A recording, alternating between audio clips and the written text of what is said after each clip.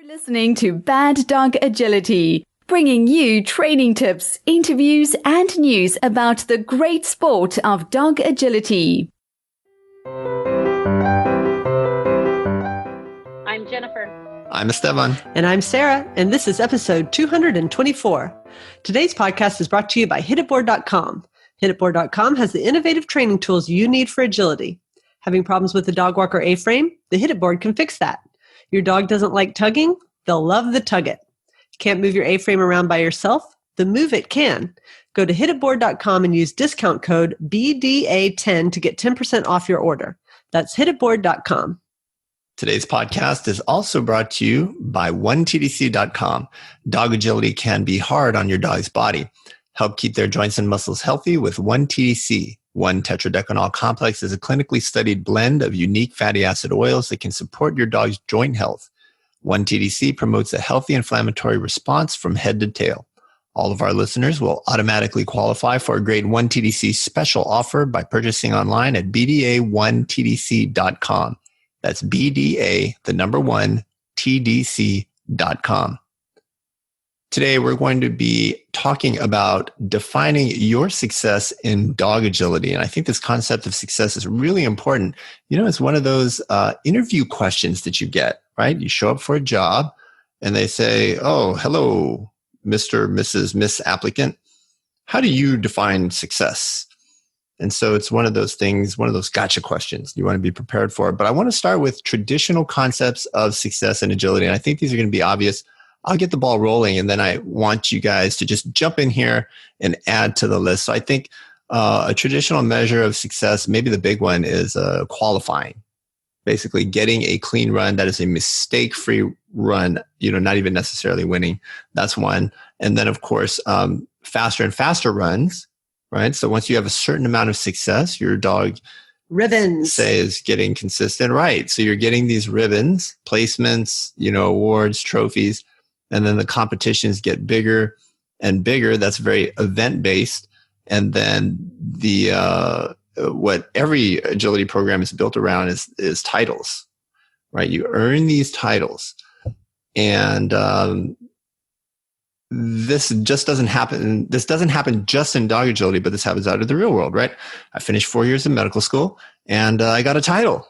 Right? You got a degree. MD, and I get to add it to the end of my name, just like the dogs do, right? Oh man, I hadn't really thought about it that way. You can put it, you can put it before, and before that I had a master's degree, so I can write both of those things in there, and it's just like a title. And so the way that we as humans constructed the sport of dog agility, very much reflected the way we constructed our society, our culture, and really reflects a lot of what we value. Now, if you look in the dictionary, success is usually defined by the attainment of wealth, respect, popularity, and achieving one's goals. And I think that's going to be the more useful one as we kind of shift away from those other three things. What are the kind of traditional definitions of success come to mind for you as it relates to dog agility or the dog world? And let me start with Jennifer. Well, I think you've hit a lot of the main ones we think about is the qualifying score, and maybe taking it one step into your Q rate, your qualifying rate, I'm maintaining a specific Q rate, 50% over the weekend. Obviously the titles, I think that's the big one. It's kind of a benchmark. It's a milestone we can kind of cross off and move on to the next level, or it indicates some kind of milestone that we have set. Wins, how many wins we've had. I've had this many wins. You talked about that with the ribbons. And I think I would still kind of put this under the category of maybe traditional, but friendly or possible not so friendly competition of beating, a particular dog in your area. Maybe you and your friend constantly go back and forth. I have a good friend and we're constantly going back and forth and trying to beat that dog. And she's trying to beat Pink and I'm trying to beat her. And in this case, it's super friendly. Sometimes it's not. I'll have a student tell me, all I want to do is beat so-and-so, whether they've made comments that aren't so polite. So, beating another particular dog, I think, sometimes people will put that in there. I kind of think of that as a traditional measure for some people. If they did accomplish that, they'll come in and do their brags of, I got this placement, or I got this many cues, or I got this title. We see that a lot in class when we do our brags at the beginning or end of class. Yeah, and I think that with the exception maybe of that last one of beating a particular dog, but when we talk about cues and wins and titles, the interesting thing is that we inherit these ideas of success. They're given to us. They're the easy measures because we didn't really have to come up with them on their own. We don't define what a cue is, and we don't define what the titles are. We sign up for a dog show, and then these are the things you are given. And because they're the things that you are given, they're the things that you want. And I think it really drives home that point when we think about ourselves when we were first starting out, or certainly students that we talk to where their definition of success in novice might include mistakes, because mistakes are allowed and you still qualify. But that same dog running a course in excellent where you cannot have any 5 faults, any missed contacts, things like that, suddenly the dog is basically running the same, but it's no longer a success because the rules say that is not a cue. And the flip-flop is also true. We will have a run that is technically a cue and might be pretty ugly, but a lot of people are going to feel like that was a successful run because it was a cue. And I think one of the things that we want to do on this podcast is to not to disagree with these traditional measures of success. I think they have their place, but to step back and realize that they aren't the only ones and that we can be a little bit more creative in our definition of success. Yeah, I like how we've kind of broken it down into traditional and non-traditional. Obviously, there are going to be some gray areas. It's different for each individual person because largely you have to ultimately, you're going to define success for yourself. We put that right in the title of the podcast. But let's talk about some of these non-traditional ones. And I'm going to get the ball rolling on this. And I'm going to tell you about some experiences that I had with Gitchy. So when I was running this golden retriever and she was, running at a real high level and going to all these competitions, we often, at 26 inches in particular, back when 26 inches was still a jump height, would be the only dog entered there, right? So we would run clean. She would get first place, okay? And so by the traditional measures of success, you have a cue, you have a win. She was accumulating tiles, qualifications for these big events. And, oh, by the way, especially in standard, she was winning every time. Standard, she would always win. Right? It didn't matter. Jumpers, she would occasionally lose to super fast 20-inch border collies, right? Who are jumping, 6 inches lower and are a little faster than her anyway. But she would have standard runs where I did not consider that run a success, right? Maybe I was working on a teeter, she flew off, or it was really close and I had expected her to stop, but she didn't. So in my mind, that was not a success. At least within that run, the teeter portion of that run was not a success. So already I'm chopping up my definitions of success and making them smaller than I think what most people do. Most people are going to look at the run, look at the blue ribbon, look at the amazing time, look at the running contacts and say, wow, I don't see how that run's anything but a success. I'm looking at it and I'm saying, okay, the teeter portion of that run was not a success. I've got to go back to the training field. I've got to fix this because if we get called on this fly off at nationals, which is what happened when I ran Gitchy's mother, the 1 year that I ran her at nationals, they kept us out of the final, right? And that was the year she could have won it, 20-inch.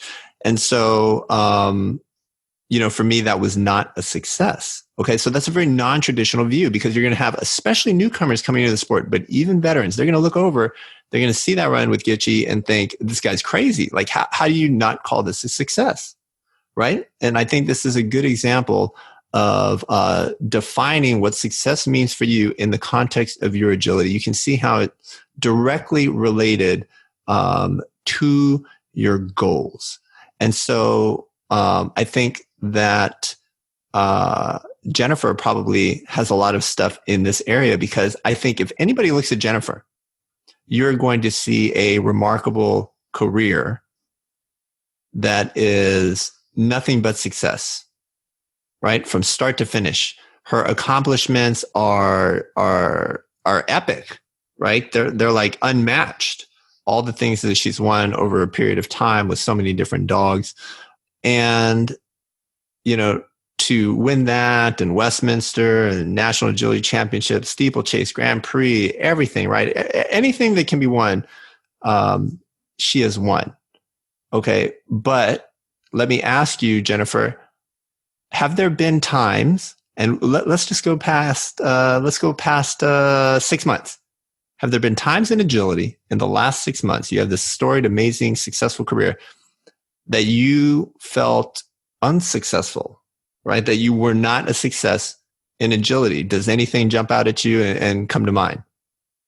I'll use an example we recently talked about, and I don't think we talked about it through Bad Dog on a podcast or anything, but I know we shared this conversation that I was extremely unsatisfied and considered unsuccessful in my runs at World Team Tryouts.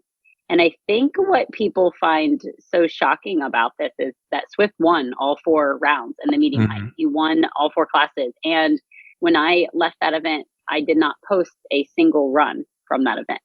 And the reason I did not post a single run is because I wasn't satisfied with any of them. I did not consider any of them a success. I don't want to say I wasn't proud of them. I was proud of what Swift did. I was not proud of what I did as a handler. And for those who are VIPers, they got to actually see me do an analysis of one of those runs. I believe it was round 2. I did an analysis. And I think, to watch the run in live time, a quick 30-second run, you think, wow, that was great.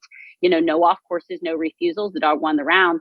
But as I broke it down, hopefully that gave insight to people as to why I didn't consider it a success. This was our tryouts. This was what we worked for all year. This was my time to show up and truly try to be at my absolute best. There's really only one other time a year I want to be better than tryouts, and that's at Worlds. I got to get there first. It was really my place to be the best, and I wasn't. In 4 runs, I wasn't my best. So to me, that was an instance in which I would not consider successful. But kind of looking at the whole other side of the coin, just this past weekend, I had kind of the extreme opposite with my young dog. She's not even 2 years old, and she's been having a little bit of issues with the teeter dog walk confusion. She went up a teeter thinking it was a dog walk. It fell, and we kind of went back and forth. And my goal was to get her across every teeter, and I think she had 3 of them. And like Sunday afternoon, I was jumping up and down, and there were other things that definitely could have been improved. I think she was struggling with the weave pulls on that run, but she did her teeter, and I was like, that was it. That was my goal. That was success. Like, I walked out of there going, she went to a new place, her very first regional, in a new environment, on dirt, 2 rings, big high pressure event, and she did all her teeters and dog walks. And so that to me was a success. To somebody watching outside the ring going, oh my gosh, Jennifer Crank just ran at regionals with a dog that wouldn't weave and didn't want to do the dog walk and popped out of the tunnel. And I'm thrilled because that was a success by my measure on that run. Yeah, you just made a really great point that I was kind of formulating in my head, which is if we think about the traditional measures of success that are handed to us, we talked about, cues and titles and ribbons and things like that. On the one hand, we've been talking about how your measure of success may be something that is, in quotes, above that, beyond that. You want to do better than just qualifying, just winning. And that was your example with world teams, and I think that for the very experienced competitor, it's important to not just take the traditional measures of success, but to push yourself beyond them to really be the best that you can possibly be. You can do better than just cue, and you can do better than winning sometimes. And then, but I wanted to make the exact point that you made, that there are also teams where they aren't at a level where they can even attain those traditional measures. And if those are the only measures that they're setting them up for themselves, they're going to be disappointed in their performance. They're going to have a hard time finding confidence in themselves or in their teamwork with their dog. They're not going to enjoy the sport, and they're not going to stick with it. So we also have to find those measures of success specific to us, just like what you said with your young dog, where it is not the cue. It is something in quotes, less than a cue. It is a teeter, a teeter that your dog does in competition. So I think that really highlights there's a whole range, and it really depends, again, coming back to the title of the podcast, defining your success. That your is going to be in capitals because it is your success and what that means for you. Mm-hmm. I think that's really, really good, especially for beginners, people coming into the sport. But not just for beginners, because it seems obvious, right? If you're a beginner, maybe we want to help, let's say you're an instructor, you want to help your beginner students when they show up for the first show, and you kind of have the sense their dog's not quite ready, they're probably not going to get a clean run, not going to qualify. You're going to say, okay, a measure of success for you would be if we can keep our dog happy and focused on the start line, maybe getting them in the sit and having them stay while you lead out one obstacle. Hey, whatever else happened on that run, you had success there. Right? That was an area that we were targeting and you were successful. And so I think that's a very big deal. But I think this also applies to more experienced teams as well. More experienced handlers who are like Jennifer now working on the next generation or a younger dog or a different dog. How many of us have had the experience where we had a dog, especially of the same breed, right? You get a golden retriever, then you get another golden retriever, and your second golden retriever is nothing like your first golden retriever.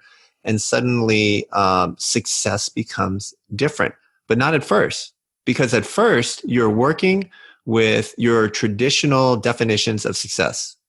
And those are largely created by your experiences with your first dog or where you started in agility. And so what we're moving toward now as we move this podcast along is this idea of tailoring your definitions for success down to even the individual dog that you're working with, right? So Jennifer has very different ideas of success for Pink than for Swift and for, the baby border collie, right?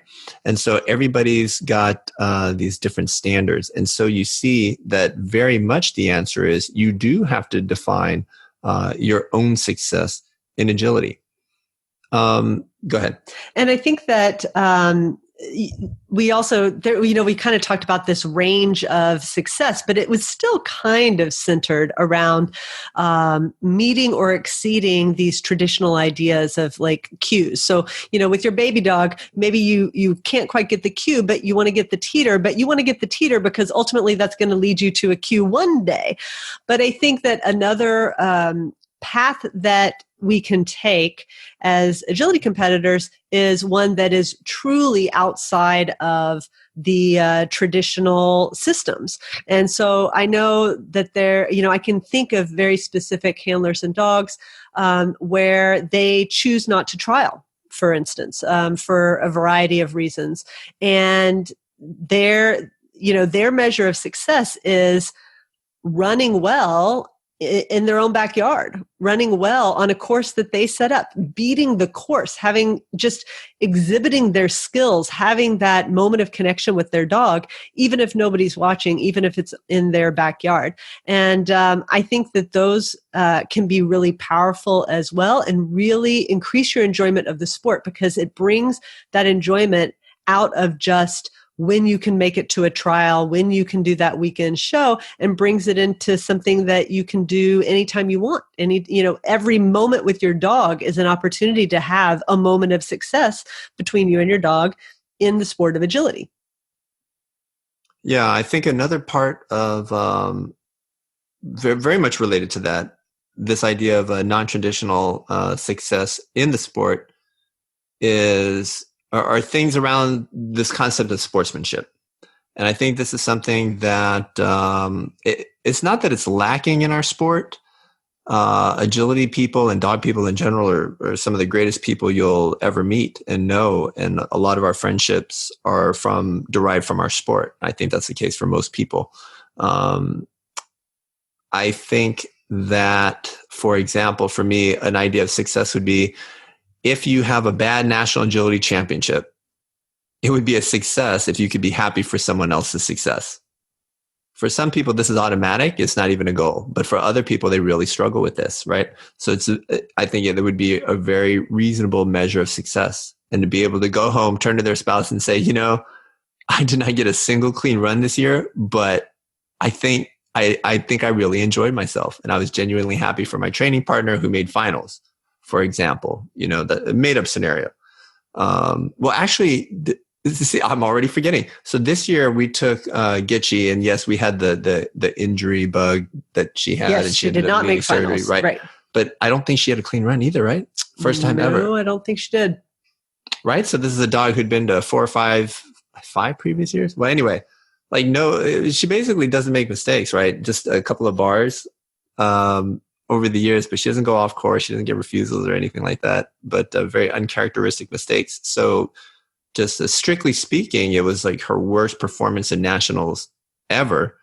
But I certainly didn't feel that way. And I think it's because my measure of success for her had really changed from the first year we went, from the third year, right, where you're beginning to make some noise and you're like, you're putting it together as a team, and then you have a chance to do something. And she did very well there. Just, your definitions of success by necessity almost are really going to change. So I like that about sportsmanship, mental attitude, areas where you're weak, memorizing the course, right? Telling people like, good run. Some people do it naturally. They tell everybody good run. Other people, not so much. But I like that around sportsmanship. That's an area for people to work on. And I think that one other thing that I wanted to highlight, as we get close to wrapping up, is that you need to protect your version of success. So I think that it is still very much the fact that most people are going to take those traditional views of success. They're not going to question it.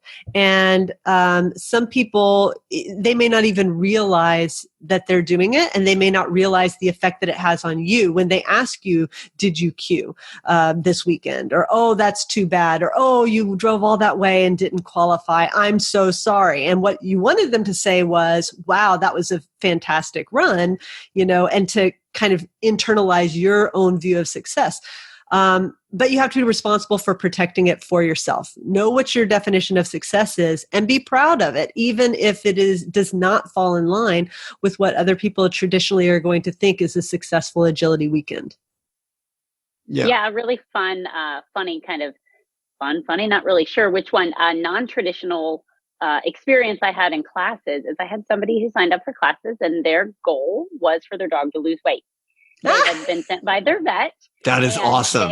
That's a great example. When my dog loses this weight, I'm dropping out of classes. Like no plans to show, no plans to compete. And frankly, didn't really, they tried to learn. They actually were a very good student. But, if the dog made a mistake, they weren't overly concerned or missed a contact. But they needed something active. And they did. They lost the weight and then they left classes. Never showed. And in their mind, it was a completely successful experience. I was happy for them. They accomplished their goal. They were happy.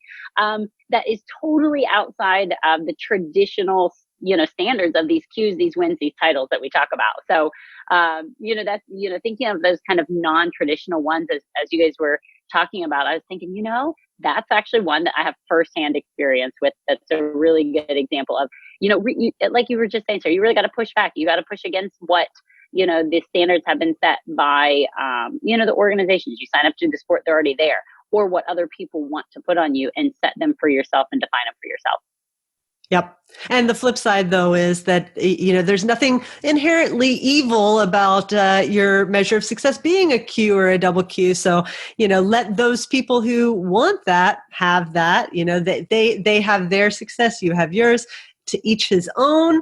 Everybody's happy and chasing their own dreams. Yeah, I do have one parting word of caution. And I think we all have seen people who are very successful in the sport, attaining levels of success. I think a lot of people who move on to international competition fall into this category, but it can happen for anybody at any level, any of the national competitions or even your local trials. You have a lot of success. You invest a lot emotionally into a particular event or outcome, being at your first world championship, your first AKC invitational, your first nationals, whatever. And things don't go well. And in spite of all the successes that they've had, this one failure or perceived failure really devastates them. And the question that I'm going to ask everybody here is, what happens if I set up 100 goals as a trainer and I don't meet any of them? Right? So I have 100 failures. I have no successes. I'm 0 and 100. What does that mean? What does that say about me? Right? And I think the quick answer is to say, well, you're a failure. Right? But it's much more complex than that. And at the end of the day, the mistake that's being made here is equating success with self-esteem. Okay? Because people can be successful in a lot of different ways. Sometimes earned, sometimes not very earned. I can make $1 million or I can inherit $1 million. Either way, I would be successful by someone else's definition. But whether I have $1 million or $0, right? You can have self-esteem and other important psychological characteristics that make you resilient, that make you happy, and are not tied to your successes. All right. So I think that's the caution, and that's the danger there about success, right? Don't tie it to your self-esteem, or you run a terrible, terrible risk, of utter psychological and emotional devastation. And we see it a lot actually in agility. So definitely want to caution everybody about that. All right. Well, I think that does it for this podcast. We'd like to thank our sponsors, hitaboard.com, 1TDC.com, and NTI Global. Tread Tunnels, launched in 2017, NTI Global Tread Tunnels are where it's at. Non-slip tread grip, available in both 4 and 6-inch pitch with an embossed textured surface on the inside of the tunnel. It's designed for low slip tread. Visit shop.ntiglobal.com for the widest selection of dog agility tunnels for both competition and backyard training. Known for free shipping, more options, high-quality products, and low prices, NTI Global has got you covered. They also offer Tamer and Anchor weight bags along with a full line of accessories and agility storage solutions. Need your agility gear in a hurry? Don't forget to check the in-stock selection. Visit shop.ntiglobal.com and use promo code TREAD2019 Tunnel1 for 5% savings off today. Promo code good through June 30th, 2019. Happy training!